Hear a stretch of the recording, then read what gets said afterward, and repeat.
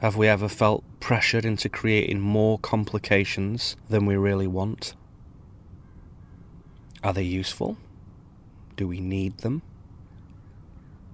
Is it easier to sleep at night with more or less complications?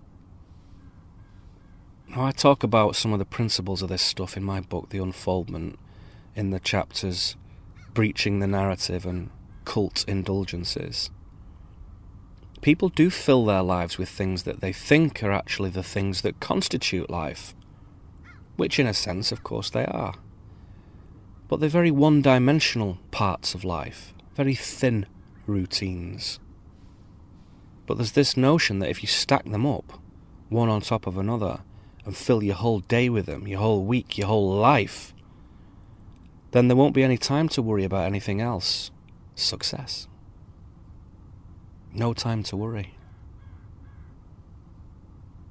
So many complications arise. So many matters to take care of and abide by. Always running around attending to something. Stuffing the day with errands and tasks like lemons up a turkey's ass. And you say to these people, you say to them, do you ever do such and such these days? Do you ever go here? Do you do that? And they reply, look, I just don't have the time. I'd love to, but there just aren't enough hours in the day. And for them, that's perfectly true. Tread lightly. Tread lightly. Time cannot be easily accessed because of the complications. Such a magnitude of self-chosen, demanding commitments make time vanish. And all of these complications are self-determined at root. Whether it is a leaky roof, your complication, or a child. Whether it is shopping for milk and bread and cheese. Or whether it's building an extension on the side of your house. Whether it's your 9-to-5 job or your spouse. A debt, a resentment, remorse. Or playing golf or football. Or watching them on a screen. All of it, all of that stuff, all of it chosen. To really progress on the path of spiritual knowing, of authentic life, of unfoldment, one has to have simplicity, space, an absence of complications.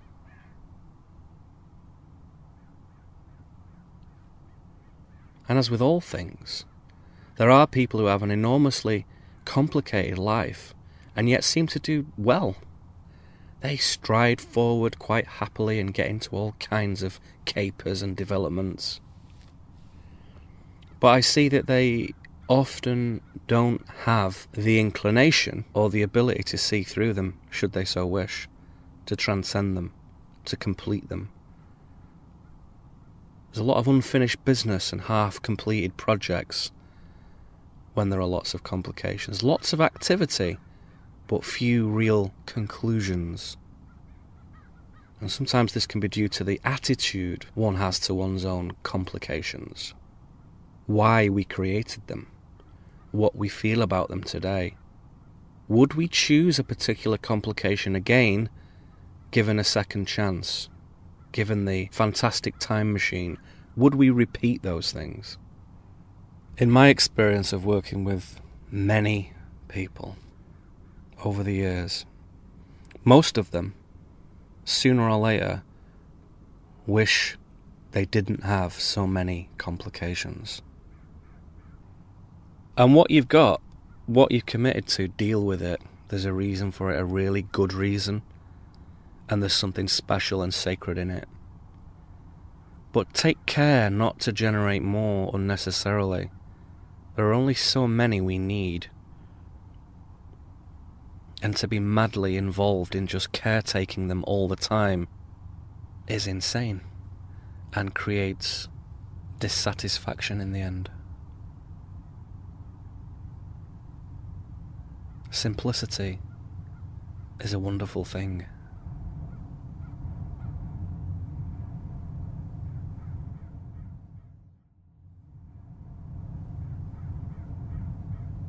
There was this English bloke called John Betjeman who lived from 1906 to 1984. And he was a poet and a broadcaster, and he was interested in literature and education and preserving the English countryside, architecture and all sorts of things like that. And in 1972, he became what is known in England as the Poet Laureate, which is basically someone who is officially appointed by the king or queen or government or whatever, and asked to write special poems for big state events and significant happenings in the social landscape.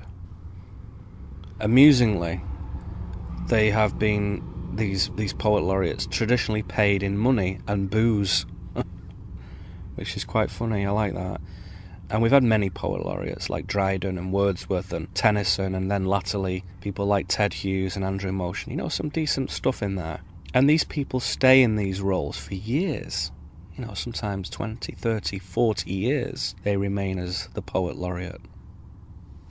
And John Betjeman did bring this enormous joy of poetry to millions of British people. People who had been previously excluded from the upper class pursuit of beautiful language, of intimate observance. So he always gets my support for that fact alone, frankly. Dr. Ramsden cannot read the Times obituary today. He's dead. Let monographs on silkworms by other people be thrown away, unread. For he who best could understand and criticize them, he lies clay in bed. The body waits in Pembroke College where the ivy taps the panes all night. That old head so full of knowledge, that good heart that kept the brains all right. Those old cheeks that faintly flushed as the port suffused the veins, drained white. Crocus in the fellows' gardens, winter jasmine up the wall, gleam gold. Shadows of Victorian chimneys on the sunny grass plot fall, long cold. Master, bursar, senior tutor, these, his three survivors, all feel old.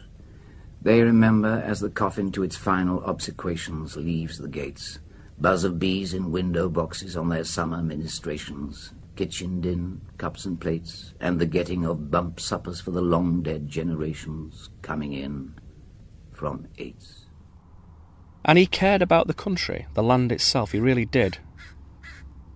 A bit like our friend Tolkien. And there are all sorts of funny little eccentricities about this guy. He apparently arrived at Oxford University with a teddy bear in his hands, and this gave the writer of Brideshead Revisited the idea for Sebastian's teddy bear. And if you've never seen the 1981 TV dramatisation of Brideshead with Jeremy Irons and Anthony Andrews and Laurence Olivier and whatnot, it is unbelievably good. And the spectacular John Gielgud as Jeremy Irons' dad, Edward Ryder. Just brilliant, just brilliant. It's all a bit of upper-class nonsense, really. There's not a massive amount of sympathy for these spoilt kids as they grow up and leave Oxford and get involved in war and drugs and escapism and sexual exploration and whatnot. But the portrait of human loneliness is very beautifully depicted, particularly from Jeremy Irons, who does an outstanding job, in my humble opinion. Anyway, Betjeman was an eccentric guy.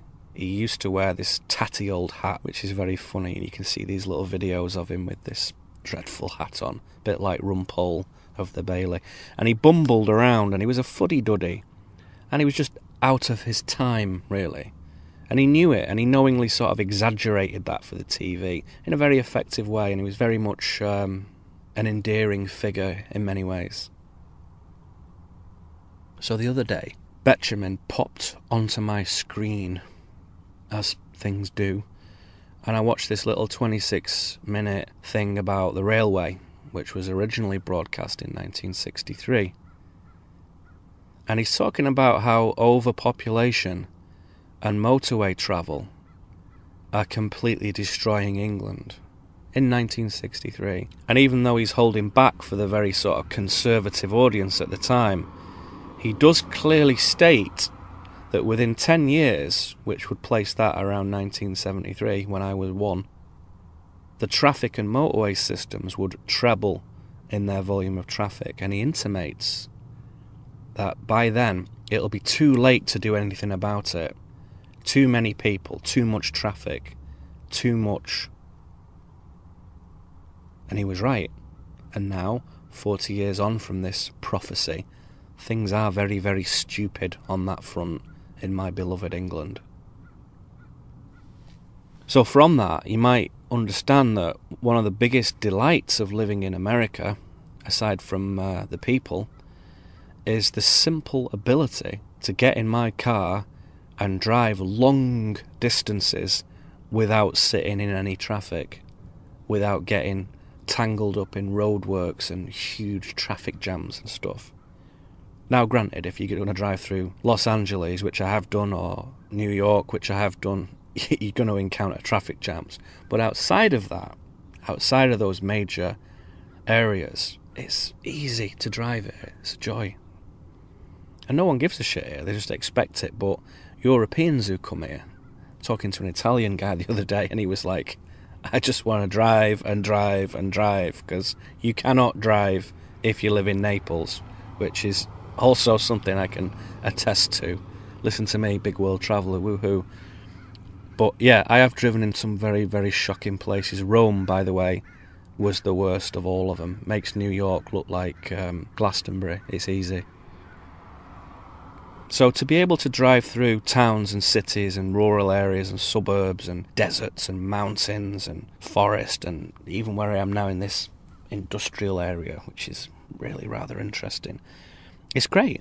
There's no horrible traffic, not compared to England. And this was a surprise to me. I never thought about it. You know, why would you? And it's only now I've gone a few years that I realise how different it is. And it's all to do with population. The biggest problem we have, I think, anywhere in America, Britain, Europe, Africa, India, wherever. Overpopulation. And I'm going to talk about this in a future thing, but not at this moment. It's a big subject that I want to really unpack. So we'll come to that later. Now, John Betjeman did not love the fact that he was Poet Laureate. In fact, back in 2008, not long ago really, Andrew Motion, who'd been laureate himself, said that Betjeman hated the job. It stifled his creativity, made him write rubbish that he didn't really want to, and exposed him to all sorts of uninformed and uneducated critics. And Betjeman wrote to his friend Mary Wilson in 1974 and said this: I have been having a terrible time in the newspapers, misrepresented, lied about, and made so nervous I hardly dare put pen to paper. Perhaps it would be rather a good thing if paper runs out. Brilliant. And yet it was, of course, frowned upon to say anything unpleasant about this great royal honour, this privilege of being the Poet Laureate. Even though Ted Hughes only got it after Philip Larkin refused the post that Queen Elizabeth had offered him. But Betjeman, you know, he was trying to keep nice and not upset anyone, but he didn't like it. And it was very controversial, the fact that people knew he didn't like it. Particularly at that time in England, a little bit of an old-fashioned time. But Andrew Motion said, if a poet cannot say what they feel, they have no business writing poems. A poet should be able to speak their mind. I'm no Alistair Campbell, said Motion, which is very funny to a lot of British people. And I've written and spoken about Alistair Campbell once or twice. Kramer Wormtongue, basically.